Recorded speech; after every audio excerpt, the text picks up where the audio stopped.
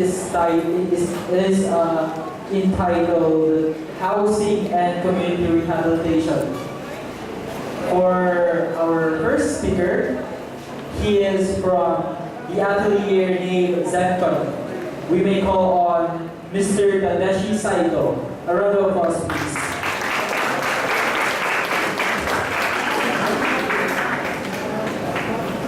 Thank you. I am happy to presentation here. Thank you very much. My name is Tadashi Saito. Our presentation board is over there. Bus house. After Great Asian Script,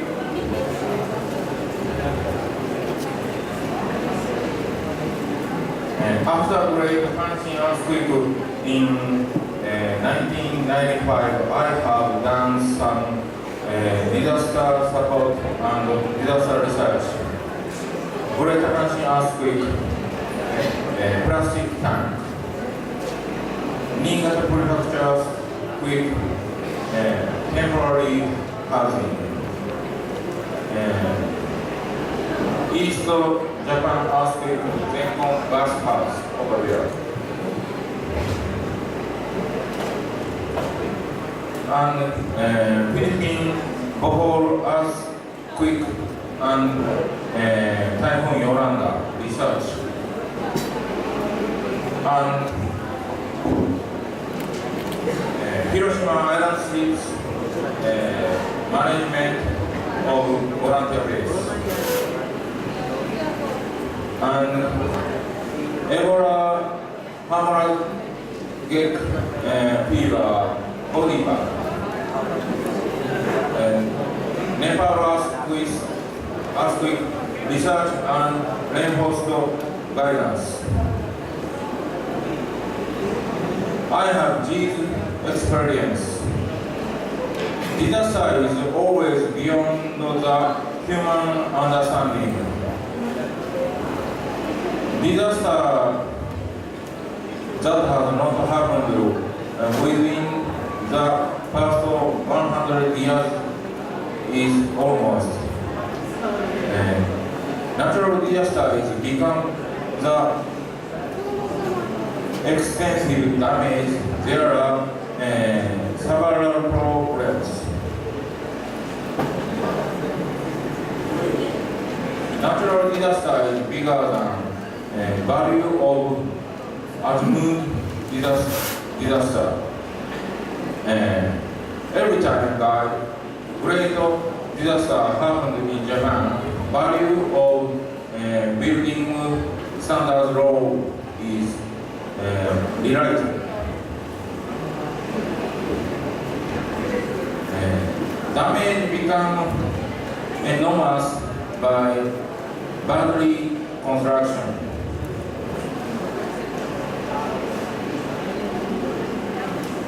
Falling escape by lack of lead and disaster drill. In Japan, many people believe that if building keeps there from it is safety.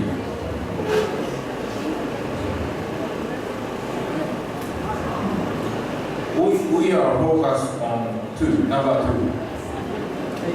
Battery construction is possibly to classify into some.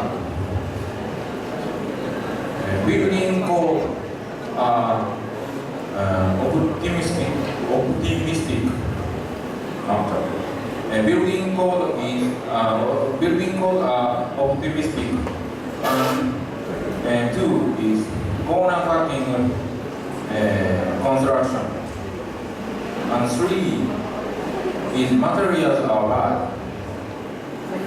Four, education of architecture construction technique isn't enough.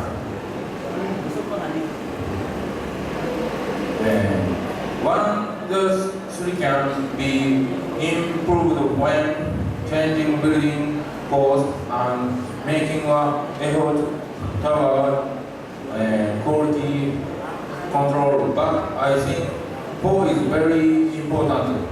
material to school be educated now.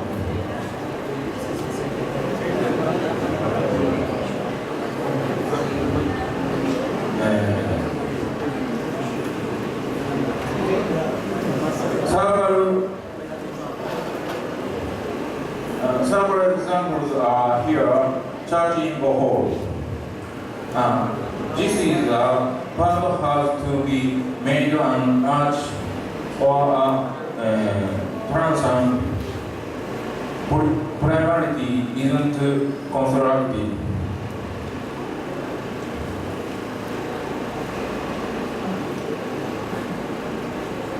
The structure isn't consistent because keystone in corner isn't constructed. This picture shows the buttress. Consider the aspect limit. The case which inside the building structure skeleton by stone construction become fragile. Education is important. Of course, education to the designer and construction manager is important. I think that the most important thing is education to the servant of builders. It is most dangerous things that look safe.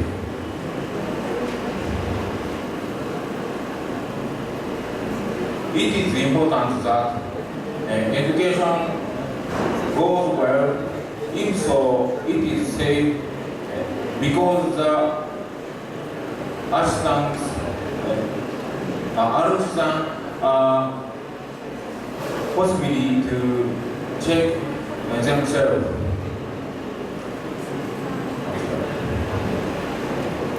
The labor force will lead to economic strength of the country. This is an example of Japan. Once upon a time, Japan was poor.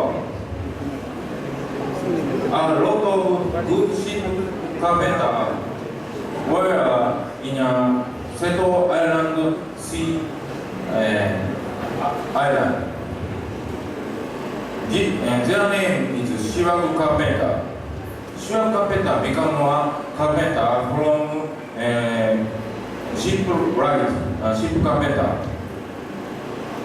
When received, the technology has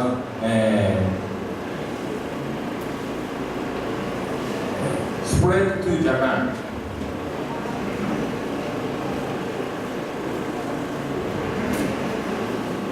Economy of Setouchi become rich. Ordinary people also should be studied architecture in the Philippines. For example, I think that it is good even in elementary school classes. I suggest a workshop and I propose the tapping earth, remain earth. It tells the construction material to Tacloban citizen. It will become ensuring safe housing. It will also become expansion of improvement for making malls. And next, naming us and naming us.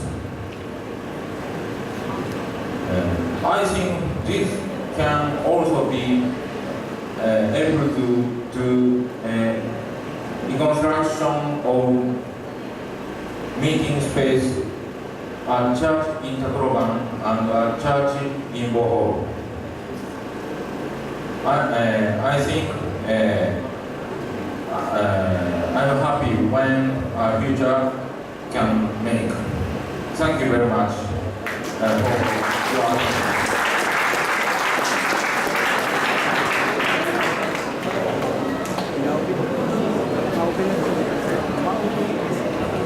Thank you so much. Arigatou gozaimasu. Tadashi Saito from the atelier named Zenko. A round of applause please again. For our second speaker, coming from the Eastern Visayas State University, our Dean of the College of Architecture and Allied Discipline, please welcome Architect Andres M. Abusman.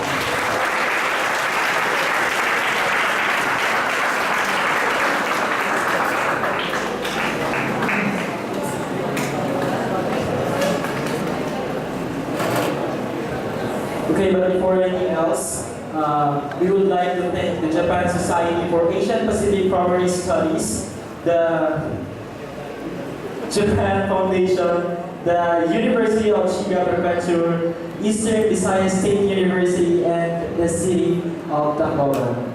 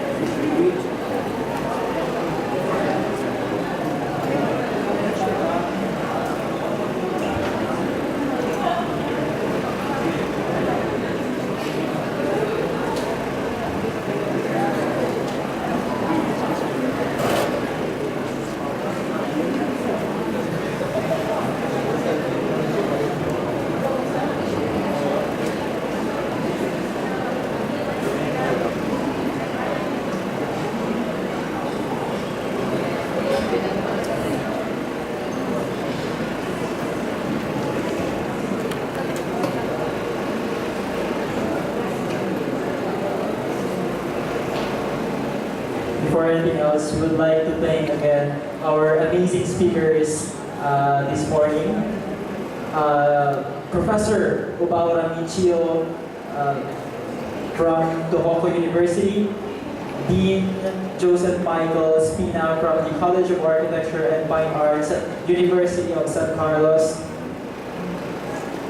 Mr. Katsuji Imada from the JICA study team, Architect Danilo Fantivelio from the City Architect Office of the Tacloban City, and Mr. K. Minahora from Minohara Urban Planning, and of course the moderator Juan Ramon Jimenez from University of Shiga Prefecture.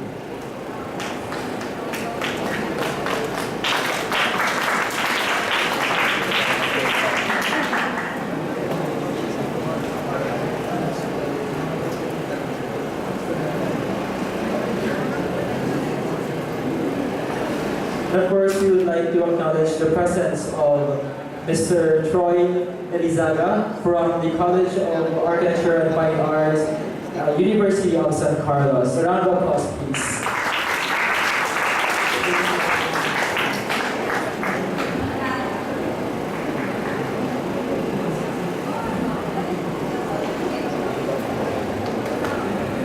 Good afternoon, everyone. I would like to apologize. Our laptop is still feeling the effects of Yolanda. My topic is all about our experience.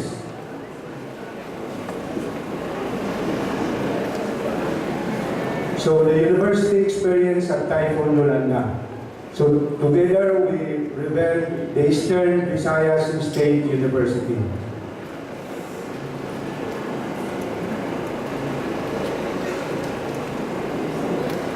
So to start with, let me recall to you what happened. Super Typhoon Yolanda, the strongest big gale ever recorded in the world history of storms, hit the eastern shores of the Visayas in the early morning of November 8, 2013, causing a deluge and inundation along the coastal and low-lying areas where most of the populace were located, those resulting to an enormous havoc to the lives and properties in the vicinity.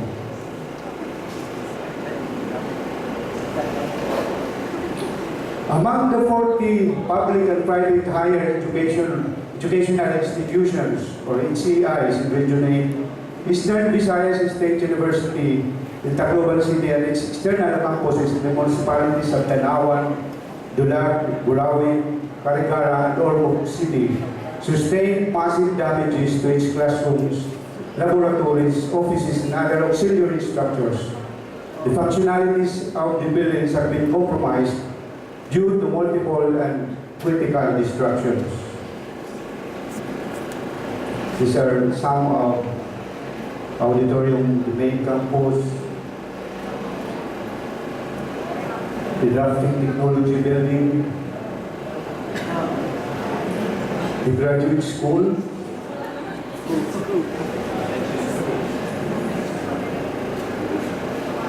the technological building, the science building, the administrative and engineering building. And this one is from Burawin campus. The other one is from the Carigara campus.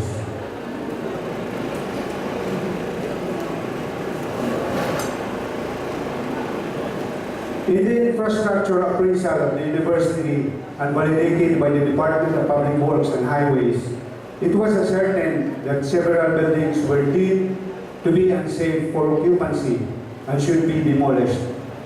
The rest will require extensive repairs and renovations.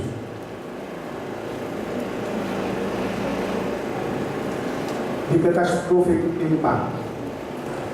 Given the size, scope, and severity of the calamity, it posed enormous challenge to the EVSU administration to employ fast and immediate actions in restoring the physical plan and overall conditions of the institution to include the infrastructure, facilities, and utilities at the very least to their pre-typhoon levels.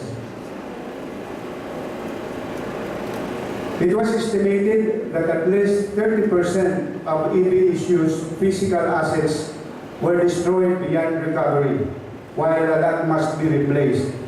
The estimated cost of loss and damage to the university is shown in Table 1.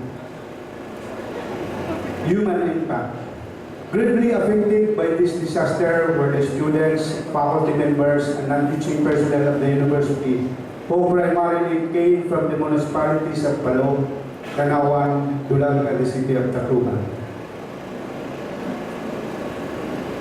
As reported to the university, there were 17 students from the EVSU Tanawan campus and 5 from the EVSU main campus who perished during the onslaught of the typhoon. An additional 4 employees of the university died also due to drowning caused by the storm surge.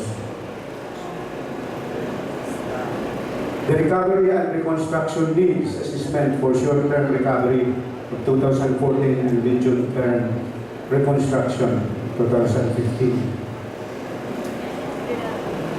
Our recovery needs for the cost of increasing number of shifts in school, 22 million, the seating of temporary classrooms, 8 million, urgent repairs of structures used as temporary shelters, 6 million, replacement of instructions and educational materials, both print and digital, 50 million, accelerated training of teachers, 4 million, total of which is 55 million. On reconstruction, the reconstruction and repair of infrastructures for the AVSU main campus, 259,700,000. For the Carigara campus, 116,700,000. For the Tanawan campus, 132 million. For Burawin campus, 125,700,000. And for the Ormoc City campus, 135 million. Total of which is 1,043,686,659.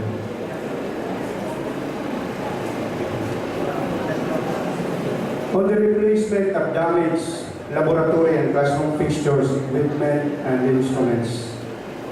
So for the College of Engineering, 33,460,878. For the College of Architecture and Allied Discipline, 5,427,590. For the College of Technology, 26,305,250. For the College of Business and Entrepreneurship, 21,613,490. For the College of Arts and Sciences, College of Education, Graduate School, Burawin Campus, Carigara. So that total of which is 1,098,686,659.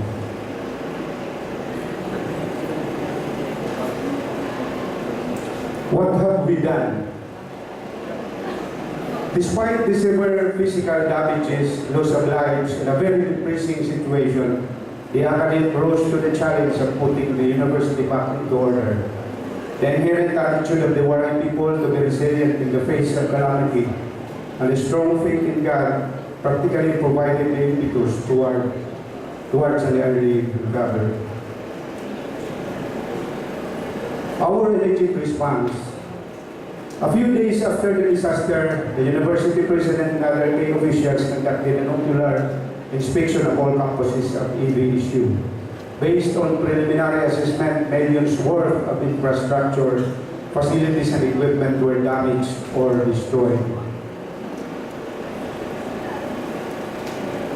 Likewise, Dr. Patricia Biliguanan, the chairperson of the Commission on Higher Education, visited the AVSU main campus in Tacloban City to personally assess the situation and be updated of the needs of the institution, resulting to certain measures which make it easier for AVSU to avail of certain support in the disposition of its academic functions. A team from the Department of Public Works and Highways made a technical evaluation which resulted to their recommendations to reconstruct some of the buildings while the rest should be repaired or renovated. The AVSU constituents, the students, faculty members, and support staff made a pledge to join hands in restoring the facilities, equipment, instruments, and other materials affected by the typhoon, which could still be recovered, recycled, and reused. Mindful of its social responsibility, the university extended its services to shelter the refugees and evacuees from the peripheral barangays of the main campus in Tacloban City, who were gravely affected by the disaster, and to several personnel and students who preferred to stay in the campus by allowing them to avail of the classrooms. Even right after the typhoon, the university served also as host to some national agencies and international organizations like Philippine Navy, Philippine Army, International Red Cross, International Disaster Response Network, and other groups which conducted humanitarian missions in the entire region.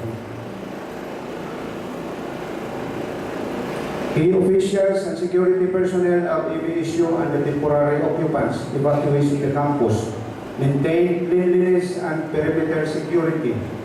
It was a necessary precautionary measure considering that right after the typhoon, the city of Tacloban was in turmoil due to looting, ransacking, and other acrimonious activities.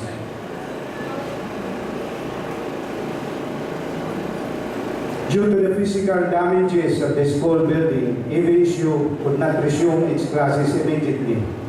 Guided by CHED Memorandum Order dated November 13, 2013, EVSU immediately stopped temporarily its operations. However, the university president issued a corresponding memorandum dated November 19, 2013, which provides that all key officials and non-teaching personnel to report to their respective offices and work areas by November 25, 2013. This was intended to enable the employees to continue serving the government as public servants, while at the same time enabling the university to commence its recovery and reconstruction programs. A week after the disaster, the institution restored electrical power through its generator, thus allowing the administrative personnel to render services, especially on disbursing on time the salaries and wages of employees. EVSU was among the first government agencies in the devastated areas to become fully operational. Considering that EVSU is a polytechnic institution with a lot of experts in various disciplines, there were a number of faculty members and students who served as consultants, technicians, and trainees in several international and local organizations which conducted humanitarian missions and immediate recovery programs in various communities in the province of Leyte. Likewise, the Philippine Association of State Colleges and Universities, or PASO, through some private organizations, donated solar panels for electricity and an internet connection so that the university was able to immediately provide information and reports to government agencies and other private organizations. What we intend to do. Disaster recovery is a strategy to restore order in the university after calamity. It is a process that is not a set of orderly actions triggered by the impact of a disaster, but a set of loosely related activities that occur before, during, and after a disastrous event.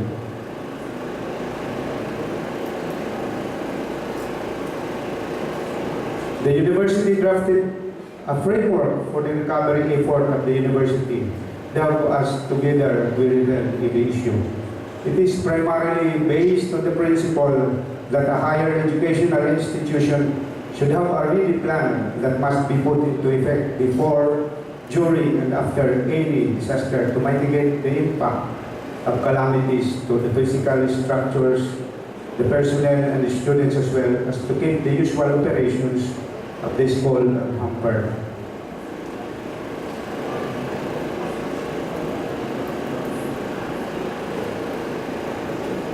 Specifically, the disaster recovery process, a critical component of the reconstruction and recovery program, is one where the academy proactively manages.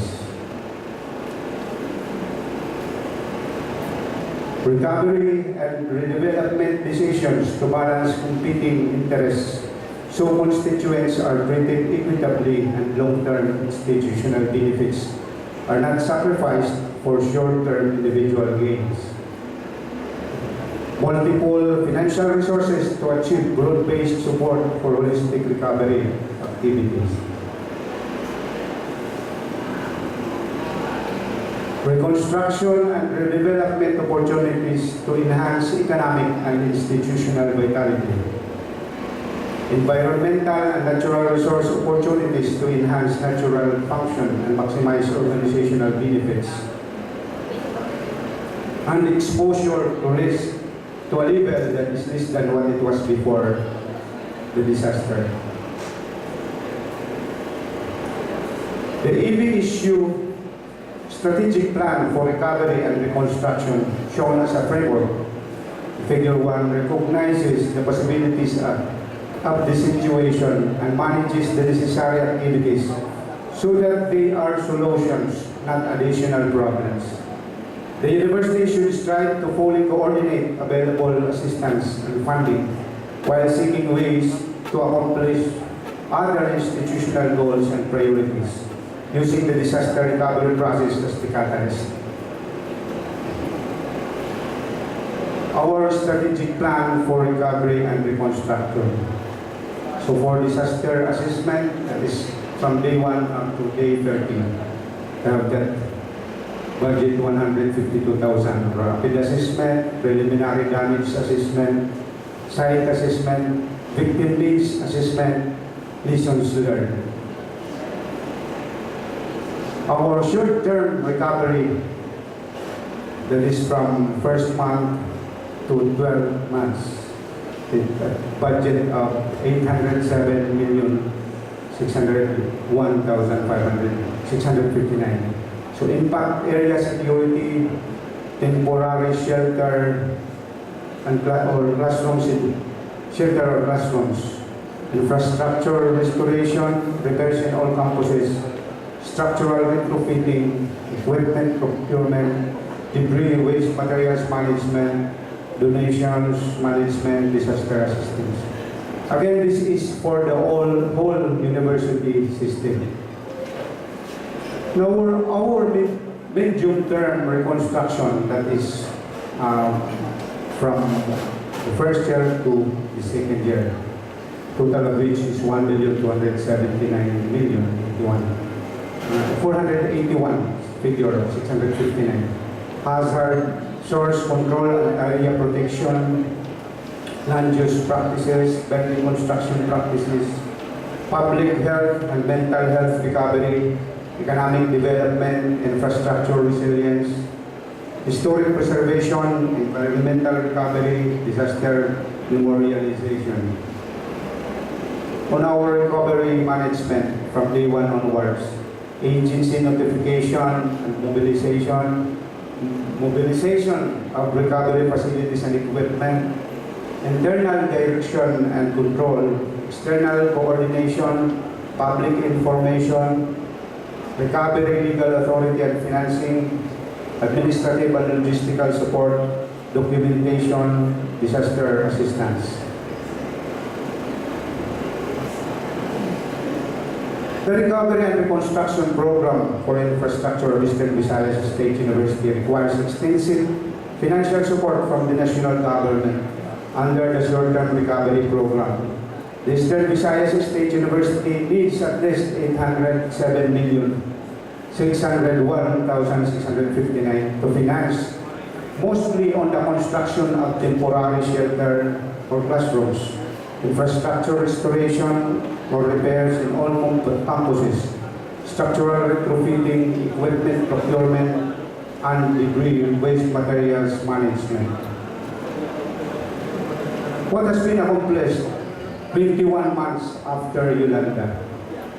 With a very limited budget to finance either the short-term recovery or mid-term reconstruction of the whole university system, the university prioritized the repairs, reconstruction and rehabilitation of buildings, and construction of temporary shelters or classrooms in all campuses. As of August 5 of this year, 21 months after Yolanda, 23 projects have been completed in the main campus and external campuses, and 10 projects are ongoing and scheduled to be finished within the year. All these projects are financed through the rehabilitation assistance for Yolanda with a total cost of 125,441,805. Let me show you the table on our infrastructure. projects for calendar years 2014 and 2015. So our projects, so that for items number 1 to 9, this is already completed and it was in the calendar year of 2014.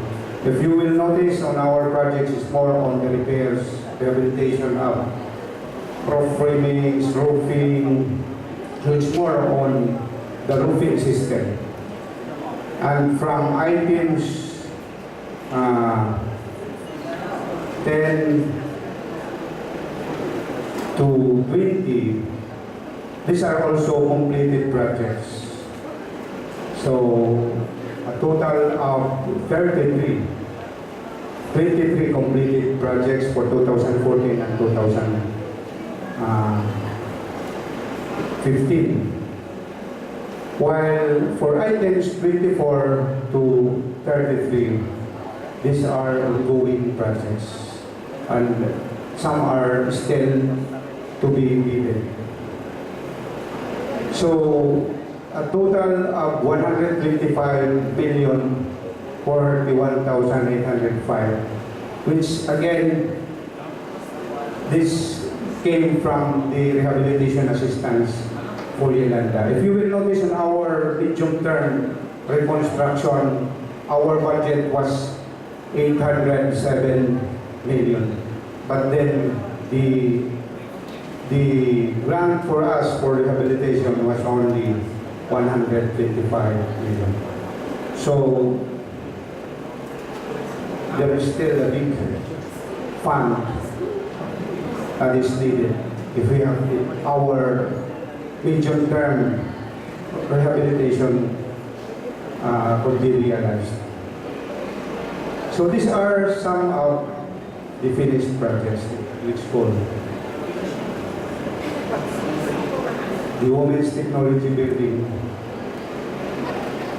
our auditorium,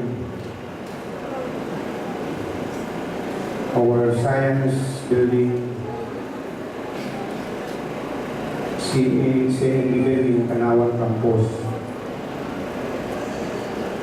The Recovery and Reconstruction Program for Infrastructure of Eastern Visayas State University needs extensive financial support from the national government and other possible funding agencies.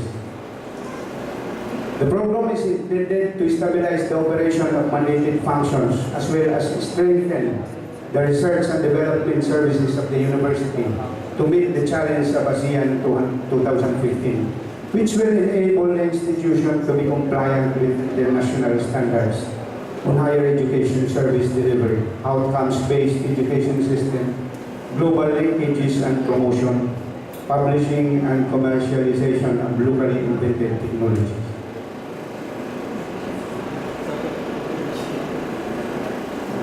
Thank you.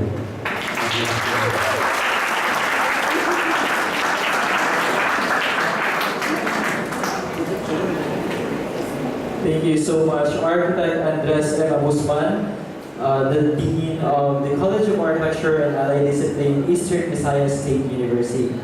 Our second speaker is from Miyagi University. We may call on Yasushi Takeuchi. A round of applause, please.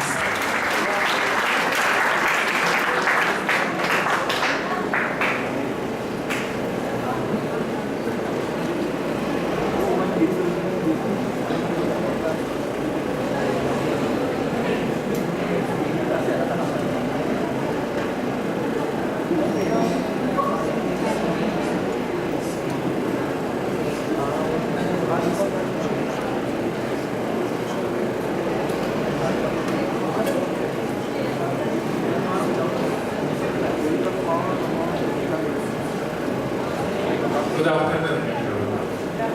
Thank you for giving me to talk about this my activity. I'd like to report our activity of the disaster 2011.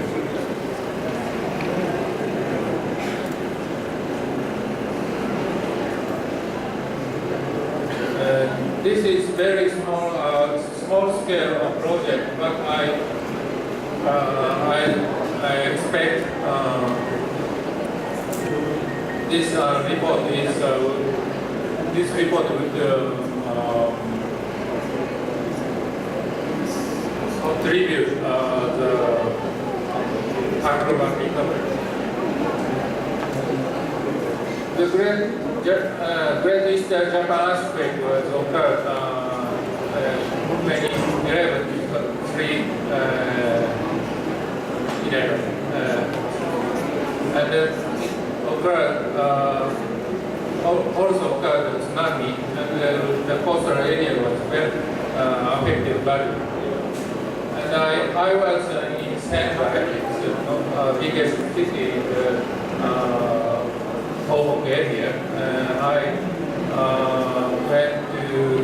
I conducted emergency report research to several areas.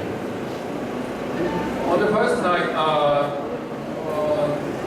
the student come to the university because electricity and water and the infrastructure is so affected, so they sleep in the university. And I met one student, and he was from Minami-Sanriku. It's one of the seaport, and it is very famous as seafood cultivation. And he was very anxious about his family and his house. And then he go back to his hometown, and I connect to him. I keep connecting.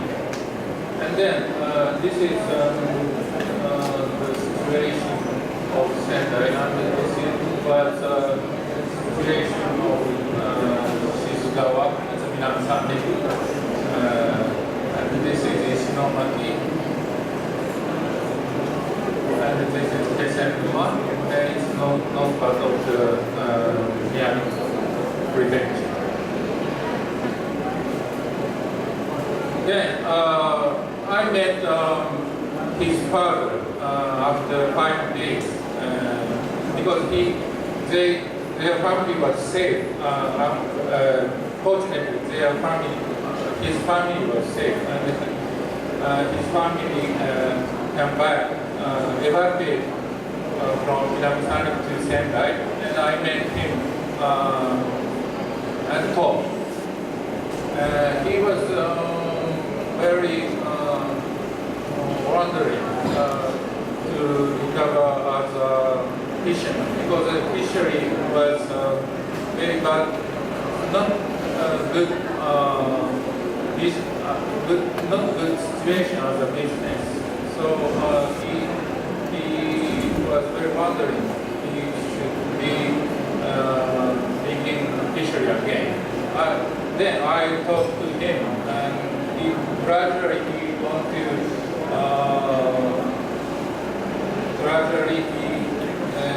going to recover as a fishery. So then he said to me, he want to Banyan. Then Banyan project is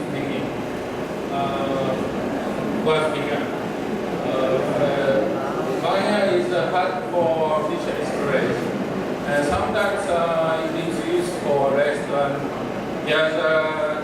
fishermen gather and talk, chat or something. But it's just fishery storage. Then we, with great help from my teacher and my company and my student,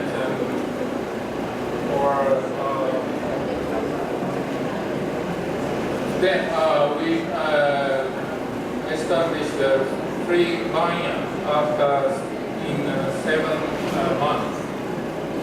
Today I focused on the Shizuka vineyard. This is Minami Sanriku, Shizugawa area. This is affected area and by tsunami. And the site of the vineyard is here.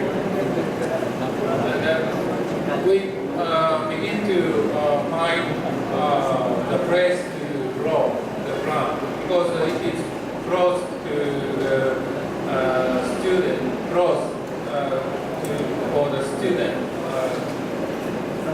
The university was closed for the student.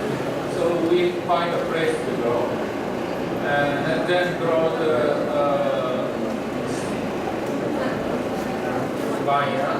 And then consult with the vice mayor and consult with the section, many sections. And then find the place in the vineyard. Consult with the Chief Fishery Association, consult with young fishermen, consult with the carpenter, and consult with self-defense forces to rebuild the ground. And then we moved to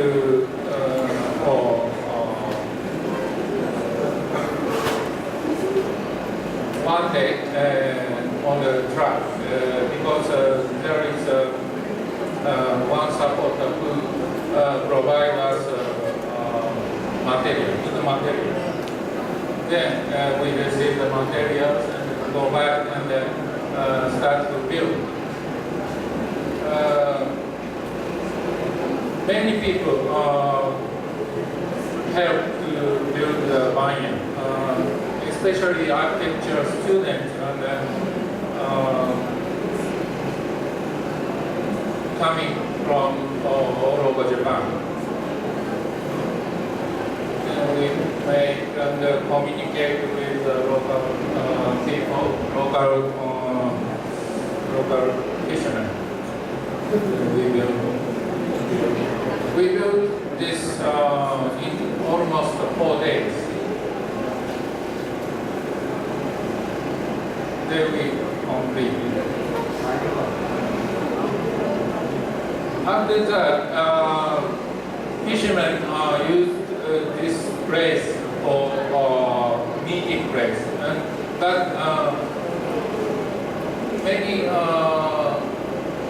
there was many visitors. Japanese Congress, member of the Congress, or foreign ambassadors, or many researchers, industrial researchers. Then, but the local fishermen was talking with each other here, and they begin to think about the future of their fishery. Originally, the local fishermen are family companies and separated with each other. And after just gathering at Barnia, they began to think about the possibility for the new cooperation.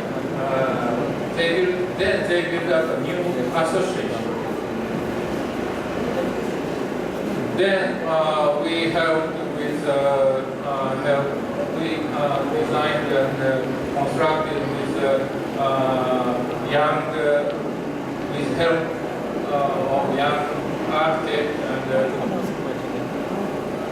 with local architect. Then gradually the fishery recovered. Then we